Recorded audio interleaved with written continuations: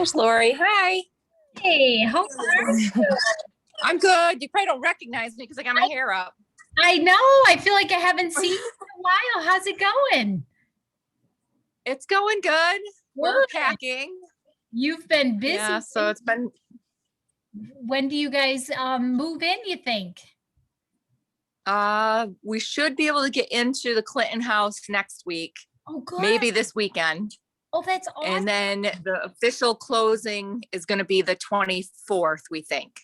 How fun and exciting. Yes. Oh my gosh. That's awesome. Yeah.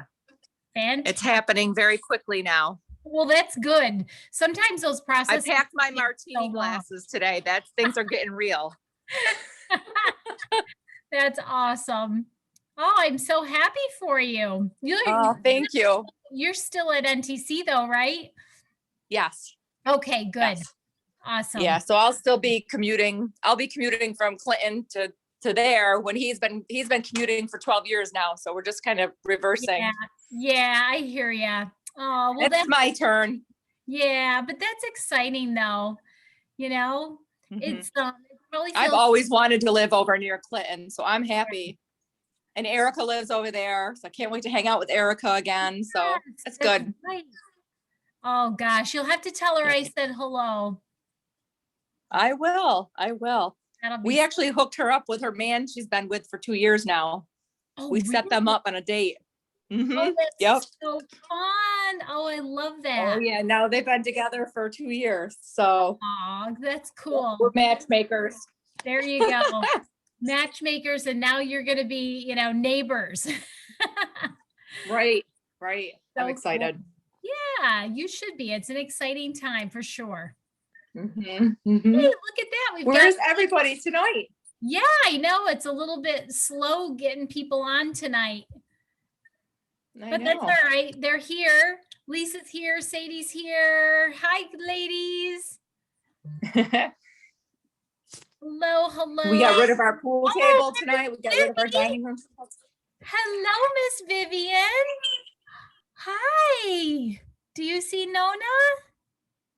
Hi, sweet girl. Mwah. You pretty girl. Are you going to help mommy on her call today? What is Vivian eating? Is she eating a spring dinner too? She usually eats a spring dinner. She's having a hot dog. And okay. No spring. No spring for her today. Usually she's a good eater with like chicken and broccoli. I have the cutest little video of her eating chicken breasts and broccoli with all of her 4 teeth. She's never had baby food, has she, Sadie? No. Isn't that funny? I made everything from scratch. From the time she started salads, I had her on pretty much our dinner, so with the exception of some meats at the time. But now she has teeth. She has whatever we have for dinner. Yeah, pretty cool.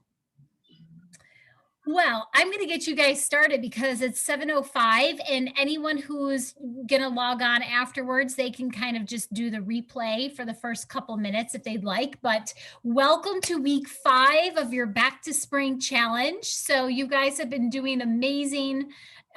During Back to Spring, we have all kinds of different goals, right? Some of us are still continuing on our goal from the 90-day challenge. Some of us have, strayed from our goals, or maybe we needed to come back and get, a little bit more acquainted.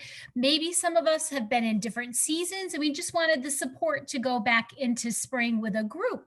So there's all kinds of reasons for going back into spring, all kinds of goals to be had and successes to be had. So I just want to say congratulations for taking that step to go into one of the hardest seasons of the WildFit 90-day challenge. However, it comes with some accolades though, right? Even though it's a little bit challenging, it's the season that has given you the most transformation.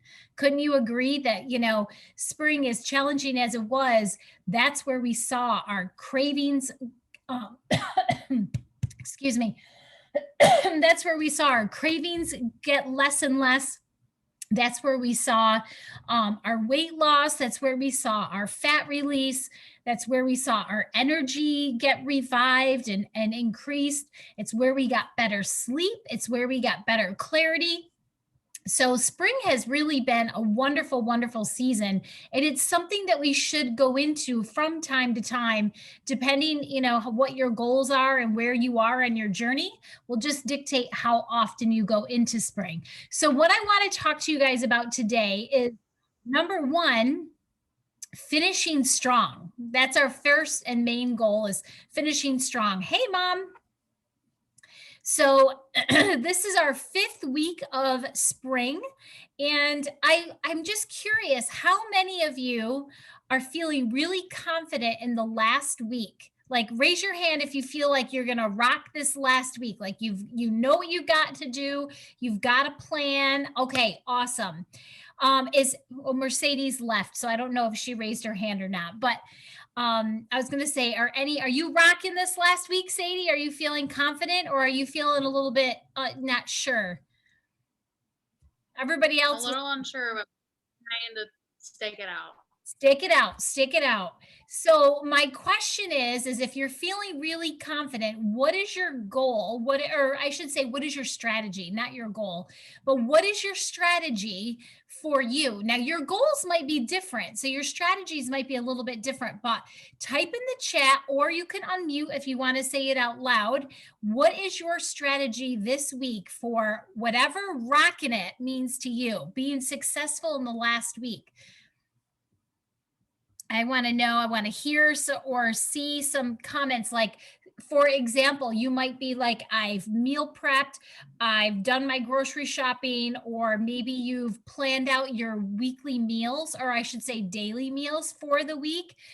Maybe some of you are setting your alarm a little earlier in the day because you're getting your intentional movement in. Those are all things that could be part of your strategy plan for a successful week 5.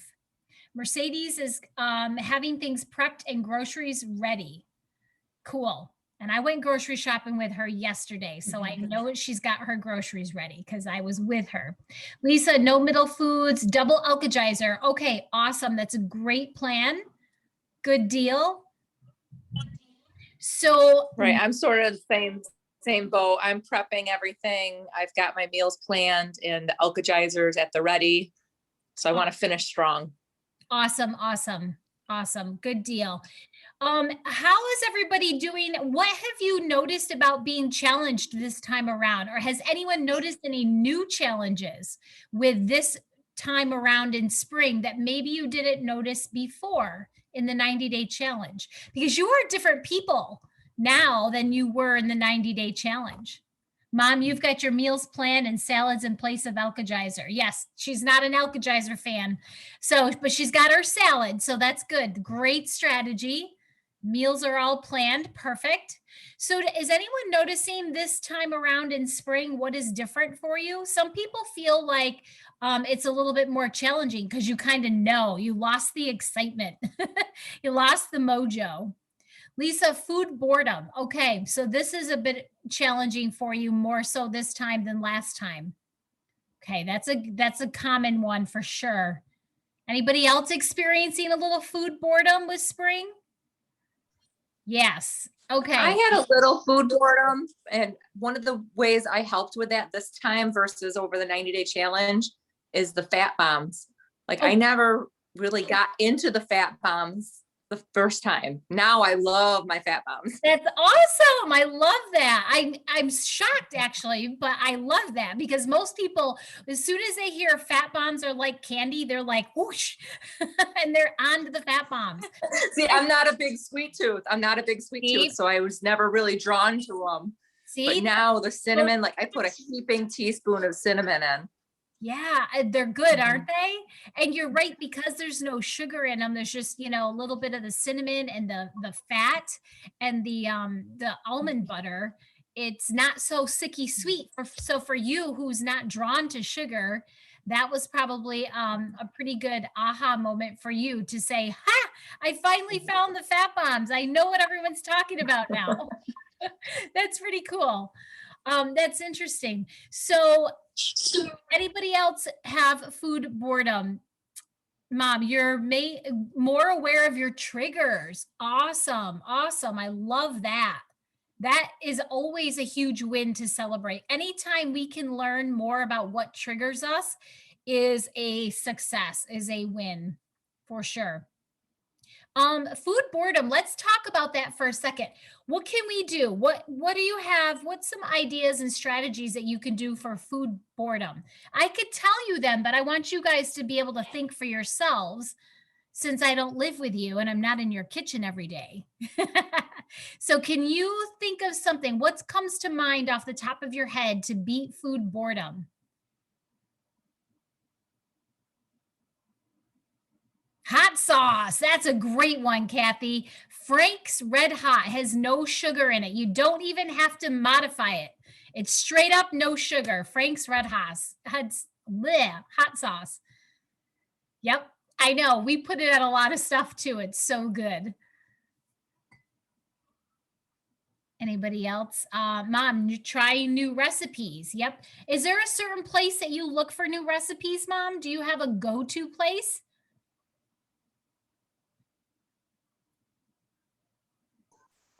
Yeah, the ones that you post. Okay, that's perfect. That's good. That's awesome. And I've got a bunch of them coming your way too that are really good. Oh, good. So I know. when I get I'll some of post them mine, different. oh, go ahead, Mom. Sorry. Or whoever was talking. Is that you, Mom? I noticed Ariel No, we're Sadie. on recipes. Where did you say Mercedes? So I follow Ariel on Instagram. Oh, yes. Yep. She has some great Posts recipes. a lot of fun. Yeah, she's a really good cook and she's very creative. I don't know where she has all the time that she does to create these beautiful dishes, but yeah, she's got some great recipes. And so a lot of the ones that I post will come from Ariel and also some other Wildfit, not their website, but their it's not a newsletter. What do they call it? A blog. The Wildfit blog. There's a blog that they have a lot of recipes, but if you follow Ariel on Instagram, she puts a lot of them on there as well. And also Pinterest. If you go to Pinterest and you search, not necessarily keto, because what we have in common with keto is that we go into ketosis, and that's about all we have in common with keto. But if you search paleo is a little bit closer to what we do. And then you can just make different modifications based on the season that you're in. So obviously right now you would look for things that would be a sweeter vegetable and trying to replace it with a more bitter vegetable because we're in spring. But paleo and a Whole30 are really good like key words to use when you're searching for recipes within Pinterest. Some keto ones will work as well, but keto uses butter and all that kind of jazz. So you just have to make some other modifications. And they use fake sugars and things like that too, which we're not a fan of fake sugars. So I don't know why you'd want to confuse your body with fake sugar, because then your body's expecting to get something that's never going to come, because we don't give our body fake sugar. But anyway, so you can try some keto recipes and you can just make some modifications here and there. There is another place for recipes called the Paleo Running Mama, and she has a lot of hers posted on Pinterest. She has a lot of really good recipes as well. I tend to see a lot of her dessert recipes, which I don't like to see because I don't need temptation. I'm just putting it out there. I don't want to see it. But she does have some. So if I specifically need a dessert recipe, then I will look for one from her, because she does have some good ones. But I try to focus more on nutritious food and less desserts. But that's a really good place to look as well. So Kathy brought up a good point though about her food, spicing it up with her Frank's Red Hot. She mixes it with MCT oil and uses that for a salad dressing. Kathy, my mind is blown. That's genius. Thank you. That is so awesome. This is what I love about our collaboration and our coaching calls, because we get to share these tips. Like, duh, why didn't I even think of that? Just add a little MCT oil and you make it into an awesome salad dressing. So Kathy, thank you. I am going to try that. I think my family would really like that too, honestly. So Courtney, if you're listening, she's studying right now. That's why she can't be with us, but she probably overheard that and she's like, "Ooh, she loves Frank's Red Hot." So anyway, that is a great strategy for everyone. Don't forget about our spices, like just good old fashioned spices and cooking in different ways. We're doing our other spice night. I've done it before. So if you joined me before, you don't have to come again. But if you missed it and you want to join in, or if you just need some more and you want some company, join me for our DIY spice night. We're going to be making 6 different spices. It's tomorrow at 7 p.m. And I have the Zoom link posted, but I will refresh it and make sure it's at the top of our page, just in case anybody wants to join in. But those spices are really helpful, because you could, if you feel like you're in an Italian mood, you use the Italian spice and you sprinkle it on whatever you want, whether it's your protein or maybe it's your veggies. And maybe you're in a Greek mood, maybe you're in a mood for Asian food, or maybe you want something spicy like a taco sauce, or like a Cajun or a curry flavor. So we're going to be doing all of those tomorrow night at 7, but spices are a great way to add a little kick to our normal foods.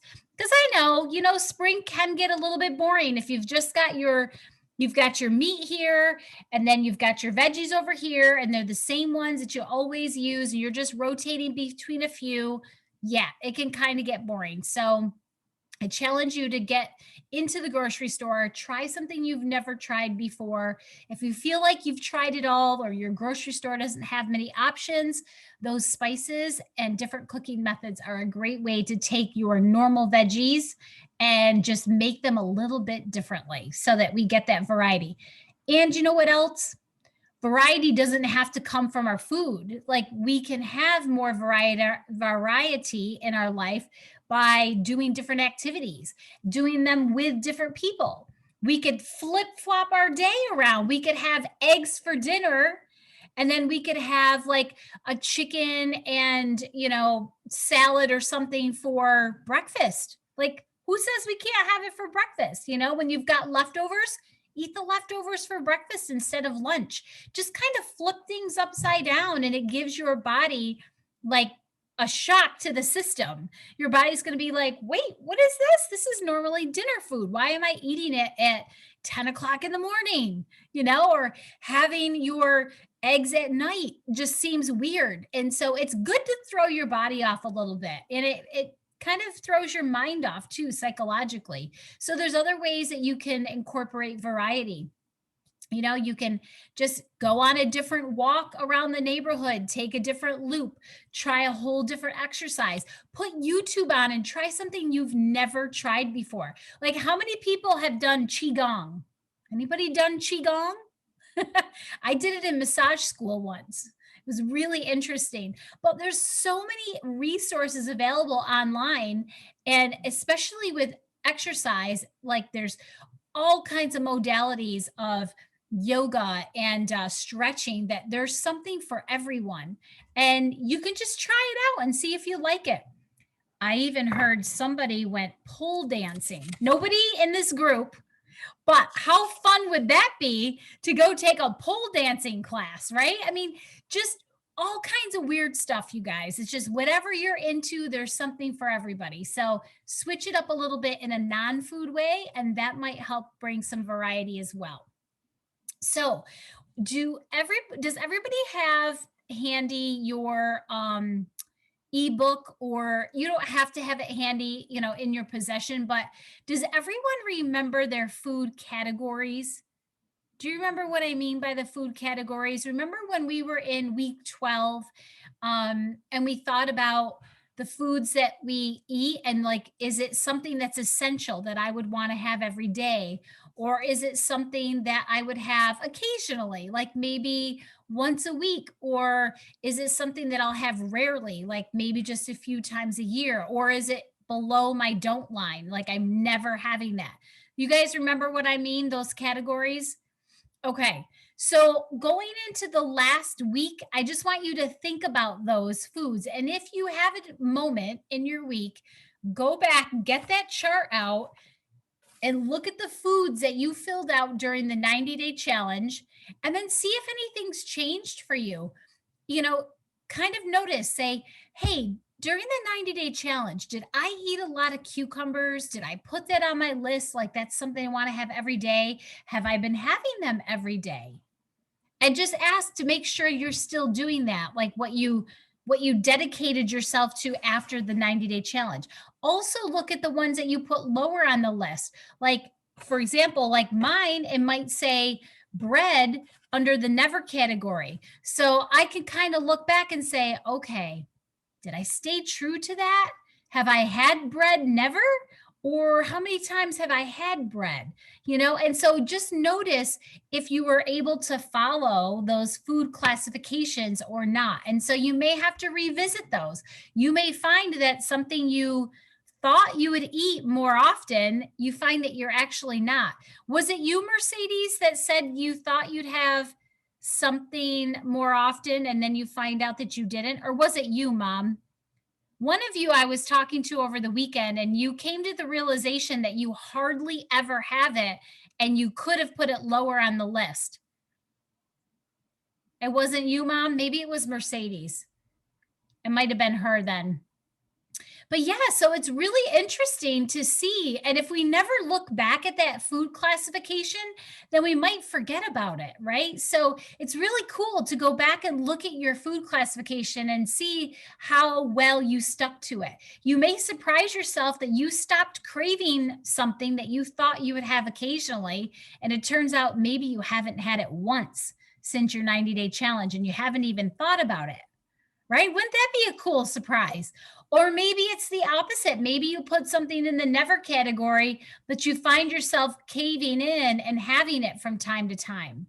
So then you can go back and say, okay, why am I still having this if I didn't want to have it at all? If I put it under my don't line, or if I put it under my rarely category, why am I having it more often? And then you can start to think, is it the situation? Is it actually the food? Is it my beliefs around the food? Is it my hormonal cycle? Are there emotional things going on? Just get curious as to why it didn't stay in that category. So, Mercedes, you had stepped away for a second. Were you the one that was telling me, hi, Miss Vivi? Were you the one that was just telling me that you had put a food in your like occasionally category and you realized like you never have it anymore? What was that? Hi, Vivi. It was pasta. It was pasta. Okay, I knew I was talking to either you or Grandma. I couldn't remember. So pasta. So which category did you put it in initially after your challenge? I figured after the challenge, it was probably in that one anyway. Which one? That and rice lunch. Probably only had on occasion, but not like a consistent staple at dinner or anything anymore. But you find you have it even less now than you thought you would? I used to make pasta, especially when I was bartending a couple of years ago. I used to make pasta when I came home almost every night to eat for dinner. So it was filling, and I was so hungry, and it was so quick to eat. And I went from eating pasta like every day almost, or at least twice a week, at least, to eating it like maybe once a month, if not less. Or less. So that's incredible. And how do you feel about that though? How does that make you feel that you don't have it that much anymore? Like, do you even miss it? I don't. I thought I would because I did eat it so much and I loved it. It was my go-to and I really don't miss it. And I thought I would. And on Mother's Day, we went to Delmonico's and I always have to get fettuccine Delmonico when we go. So I let myself have it and I couldn't eat for literally probably the next 24 hours because I was so full and I had such a stomach ache from it that I didn't eat breakfast or lunch the next day and just had a snack for dinner. I was paying for it. And so it definitely like reassured me like this is not going to be a regular thing for me anymore. Well, that's cool. Well, not cool that you felt crappy, but it's cool that you had that reassurance and to know that you are making good decisions based on your body. So, woo, that's awesome. Very cool. Is there anything that you have on your list that's the opposite, that you find that, you know, that you're having more often that you thought you wouldn't? Or is the rest of your list pretty good, pretty stable? It's pretty stable. I mean, Okay. I would say cheese, I guess, like cheese without having it for a while. I definitely have like wanted it more, Okay. but at the same time, like I don't use it as much either. But on the, I think on the dishes that I do use it now, I feel like I'm like, oh yeah, load it up, put a lot of cheese on there, you know? Okay. And how does that Uh, make you feel after? How do you physically feel after you have cheese? Does that bother you as much as pasta does or no? no, so I was happy to find that out because out of all the years that I thought maybe I had like a dairy sensitivity, but also it could have been gluten, I've kind of, this has helped me pinpoint that it is more gluten. Dairy doesn't really bother me much because that really is the only kind of dairy I have. I don't drink milk or have milk ever. Butter on occasion. Cheese is really the only dairy that I eat. So Okay. Good. Always good to know what makes you tick, right? Always good to know what your triggers are. Always good to know how things feel in your body and what you think of them and how they make you feel. So awesome. Great job. So what I want to go over a little bit too, now that we're heading into the last week, I want you guys to finish strong, but I also want you to be really aware of, you know, every time you tell the devil no, because this will still come up. This will come up forever. It'll never stop. We're always going to be making a food decision, right? Because we're human. We're not robots. We don't automatically know what to get. So every time we eat or put something to our mouth, we're making a decision. And so we can make those decisions for lots of different reasons. We can make a decision based on the time of day. We can make a decision based on how much effort we want to put into our meals. We can make a decision based on, you know, what we can afford to buy for our meals.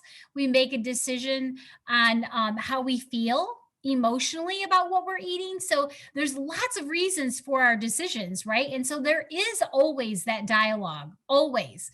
And the dialogue can be very quick, it can be very simple, or it can be tormenting.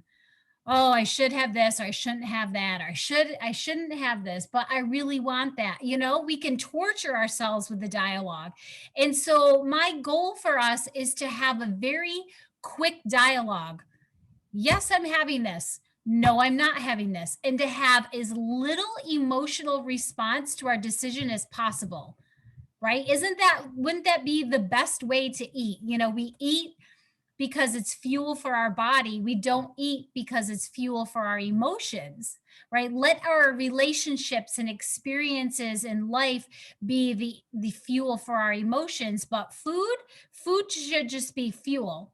Just fuel in the tank to just keep on going. And so if we can make those decisions quicker with less anxiety, then it becomes easier and easier. So with every decision that you make, that you side with the angel, you know, then the devil gets quieter and quieter. And so this is just going to continue and continue on throughout your entire journey as long as you're alive.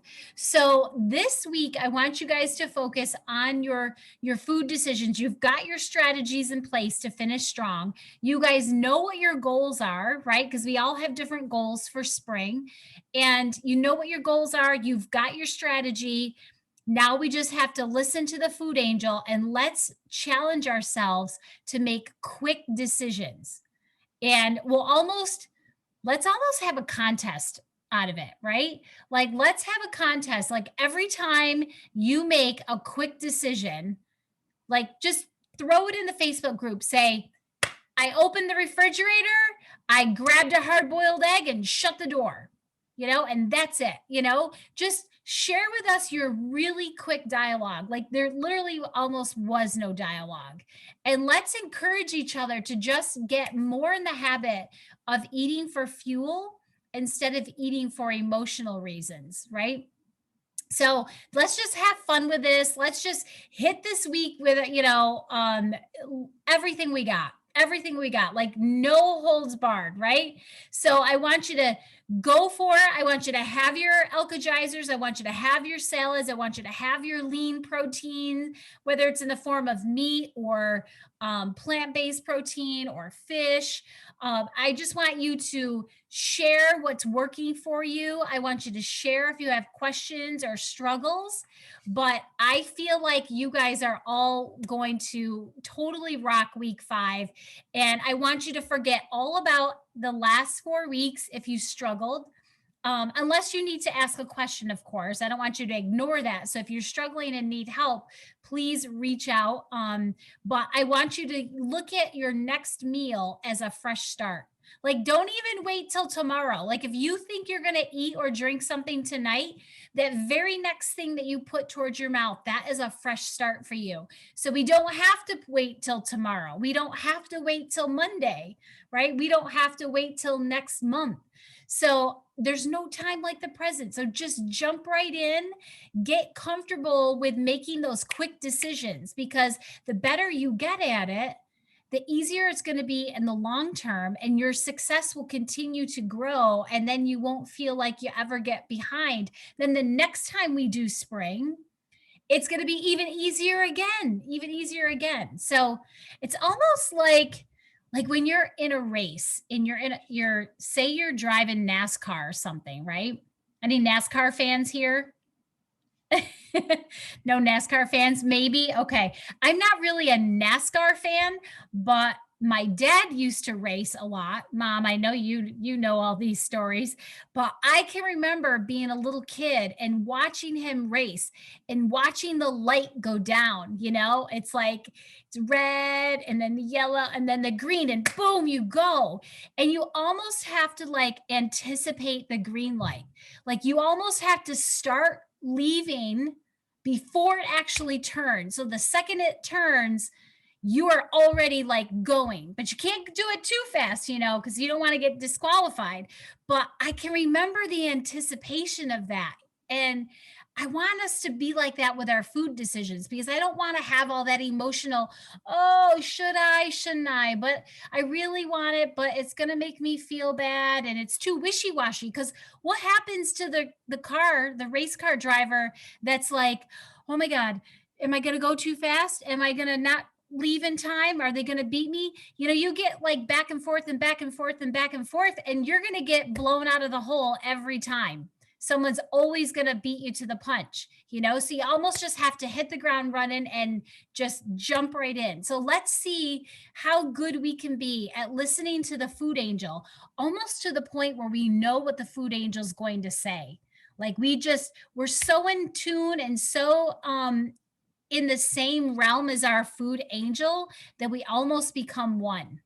Right? We open the refrigerator and there's no dialogue. You just reach for that hard-boiled egg. You reach for that avocado. You reach for those black olives. This is my snack.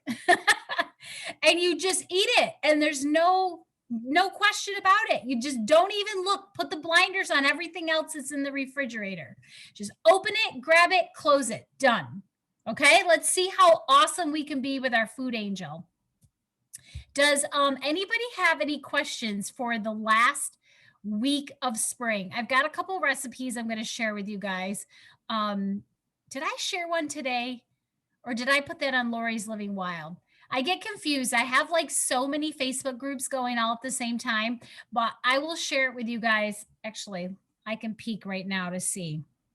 Does anybody remember which recipe it was that I shared last? I'm going to see if it was there, but I have. Wasn't it? Was it the Brussels sprouts with the lemon sauce or something? Right. That's the one. Yes. Was that the last one? That's the last one I saw. Okay. I'm trying to remember if I had that one on Lori's Living Wild or if that was on, yep, that was on Lori's Living Wild. Okay, I'll post it to your group too. Because sometimes I'm like, well, if I post it in Lori's Living Wild, all of you are in that group because you're WildFit alumni. So you're going to see it eventually. But I have some specific to spring that I want to share with you guys because not everyone in Lori's Living Wild is in spring right now. Some of those people are in summer or fall. So I will share the spring ones specifically with your group as well. Because there's some really good ones. But who has got if anybody has questions, just jump right in. Otherwise, I want to move on to any struggles that anyone's experiencing or some celebrations because I want to be able to support you and I want to be able to celebrate with you. And Q&A, you can always just fire away with some questions if you want. So does anybody have a struggle that they want to share or a celebration? I'll look through the chat to see if, Mom, yes, they are the same spices as before. Mercedes, you love to do that with leftover taco meat and avocado on a salad. Oh, with the Frank's Red Hot? Yeah, me too. Yep, that's good. Let's see, Kathy, you said Cascade is what you're more aware of now. Awesome, that's great. So you're realizing which foods are your cascades. That's good. Always good to know that. You have more that you won't eat now because you know they trigger you. Perfect. That's perfect. Yeah, actually, I noticed the same thing. In my experience, I think I told you guys at Easter time, I gave myself permission to have Easter bread because I don't eat bread on a regular basis and I love Easter bread. So I was going to have Easter bread and I did. And then for like 2 weeks afterwards, the entire roof of my mouth was like all blistered and it hurt so bad. And I was like, you've got to be kidding me. And I just said to my husband, I said, you know what? I feel a little bit of that blister starting on the roof of my mouth. And I'm curious because I was really good on Mother's Day. I knew that I was going to have a dessert on Mother's Day. And so I chose to not drink alcohol. I chose to not have bread out of the bread basket. I chose to not have pasta. I had an awesome filet mignon steak with asparagus. It was delicious, but I did have some cheesecake.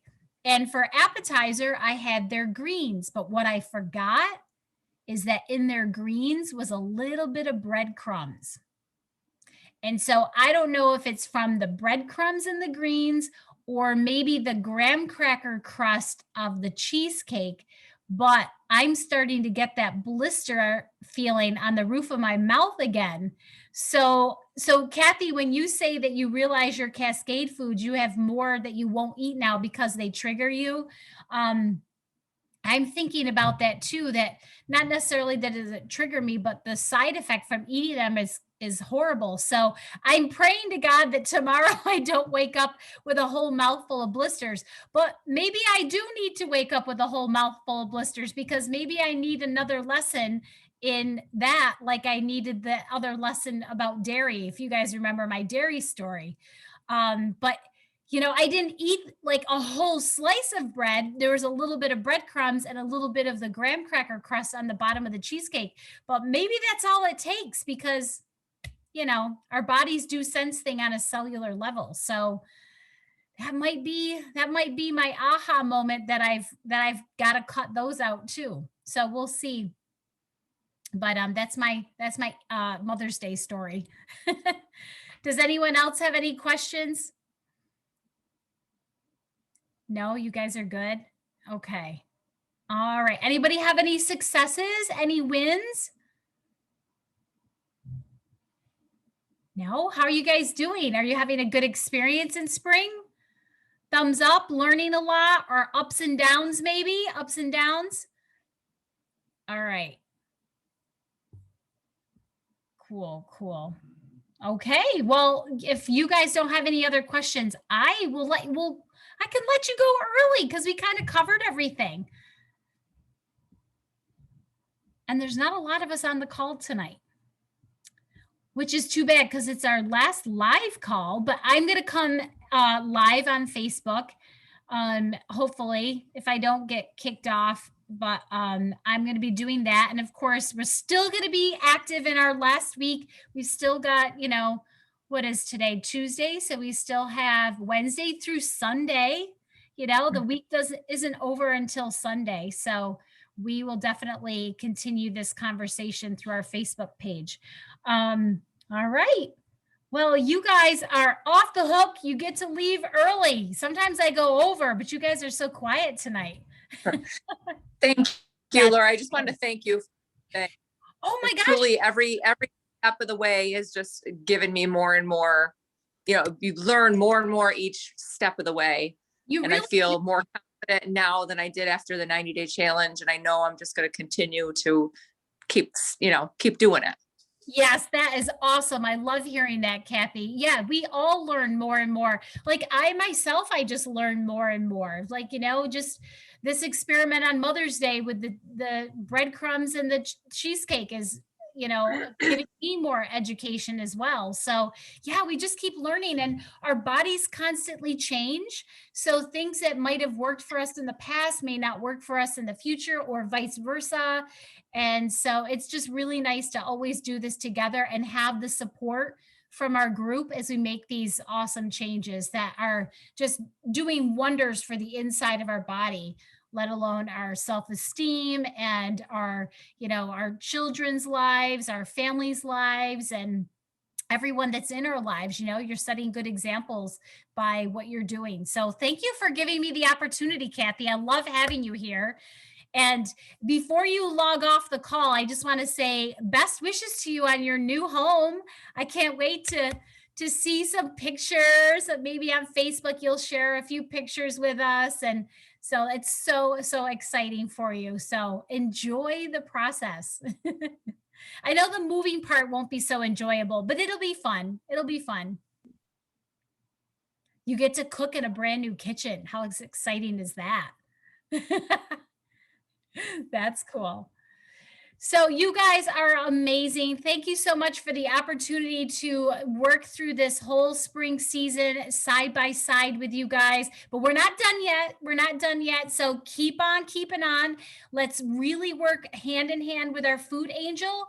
Let's make those dialogues and food decisions super quick so that we can feel really confident and we're not tempted at all, right? Because we want to squash the food devil, squash the sugar monster, and just strengthen that food angel. She needs to like pump iron. She's got to get big and strong so she can knock them out.